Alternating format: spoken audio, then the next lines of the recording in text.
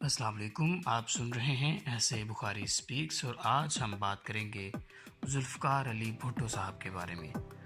ذوالفقار علی بھٹو صاحب 5 جنوری 1928 کو پیدا ہوئے۔ ذوالفقار علی بھٹو انتہائی ذہین، اعلیٰ تعلیم یافتہ، انتہائی مدبر سیاستدان، وسیع مطالعہ اور منفرد شخصیت کے مالک تھے۔ آج ہم شہید ذوالفقار علی بھٹو کے کچھ عظیم کارنامے جو تا قیامت زندہ رہیں گے یاد کریں گے۔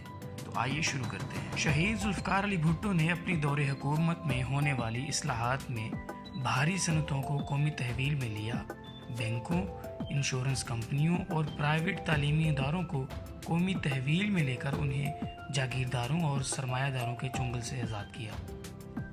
زرعی اصلاحات، عوام کو سستی ٹرانسپورٹ اور خوراک سمیت بنیادی مراکز صحت کا قیام اور غریبوں کے لیے بجٹ کا 43% مختص کیا۔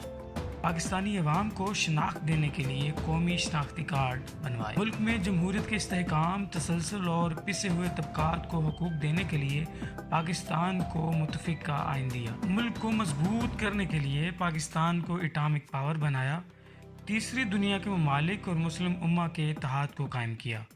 کشمیر کی آزادی کے لیے اقوام متحدہ میں کشمیر کے مسئلے کو اجاگر کیا جو آج تک کوئی لیڈر نہیں کر سکا۔ یہ وہ کارنامے ہیں شہید ذوالفقار علی بھٹو کے جو پاکستان کے آنے والی کئی نسلیں یاد رکھیں گی۔ آج ہم ذوالفقار علی بھٹو کے چند کارنامے یاد کر رہے تھے جن کی بدولت انہیں ہمیشہ یاد رکھا جاتا ہے۔